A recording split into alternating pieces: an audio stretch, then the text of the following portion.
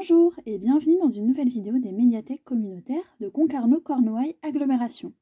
Aujourd'hui, on vous lit l'album La Reine du Nord de Johanna Estrella aux éditions Notary. La Reine du Nord.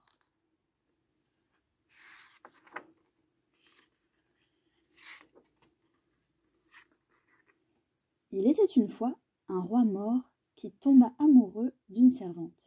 Ils se marièrent et vécurent heureux pour toujours, pendant un certain temps. La servante, maintenant reine, venait d'un pays du Nord où le sol se couvre de neige et les personnes se couvrent de vêtements lourds et de fourrures. Ainsi donc, elle ne ressemblait à personne d'autre dans le palais, ni dans tout le royaume. Être un étranger, ce n'est pas facile, même quand on est une reine. Vous n'avez pas d'amis d'enfance, ni de famille à qui rendre visite. Les mots sont plus difficiles. Une soupe, s'il vous plaît. Pardon ? Et la nourriture n'a pas le même goût quand on est loin de chez nous. Il était une fois un roi mort qui tomba amoureux d'une servante. Ils se marièrent et vécurent heureux pour toujours, pendant un certain temps, jusqu'à ce que la reine tomba malade. D'abord, elle perdit le sommeil. Ensuite, elle perdit l'appétit.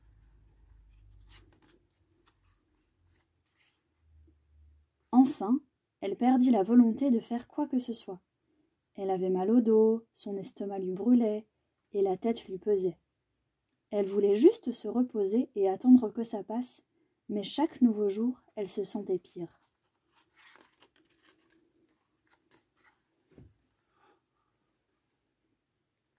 Le roi appela les meilleurs médecins et guérisseurs du royaume et, un par un, tous examinèrent la reine.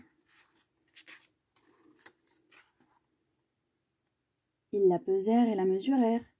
Ils lui prirent la température.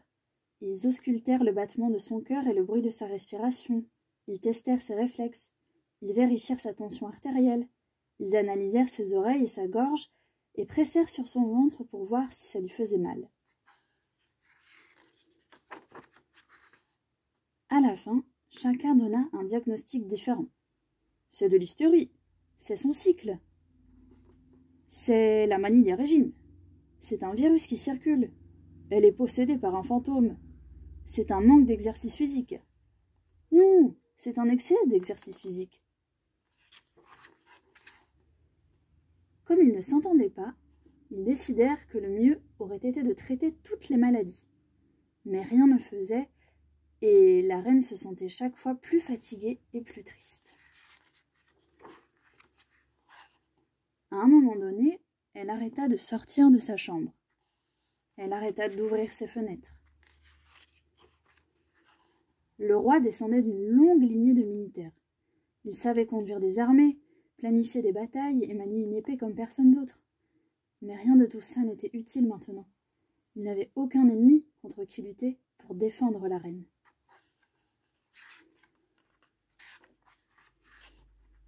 Il était une fois un roi mort qui tomba amoureux d'une servante. Ils se marièrent et vécurent heureux pour toujours, pendant un certain temps, jusqu'à ce que la reine tomba malade et le roi ne savait pas comment la sauver. Un jour arriva au palais un médecin venu d'un royaume lointain. Il avait entendu parler de la maladie de la reine et avait décidé de lui rendre visite pour proposer ses services. Ce médecin ne pesa ni mesura la reine. Il ne lui prit pas la température non plus, ni ausculta son cœur ou sa respiration. Il ne testa pas ses réflexes ni sa tension artérielle. Il n'analysa ni ses oreilles ni sa gorge et ne pressa pas sur son ventre pour voir si ça lui faisait mal. Au lieu de tout ça, il s'assit pour converser avec elle.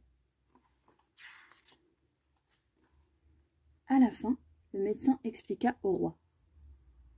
La reine souffre d'une maladie qui affecte ses pensées et la rend dégoûtée de tout et découragée.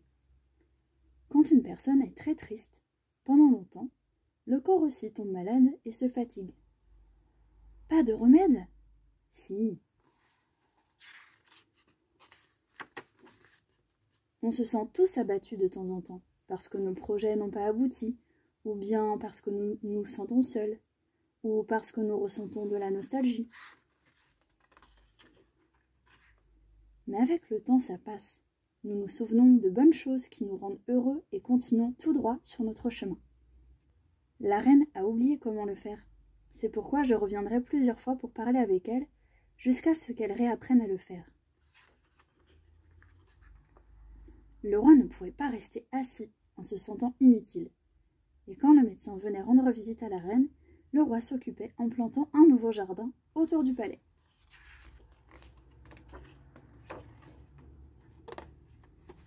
Bientôt, il y eut une vaste plantation d'amandiers.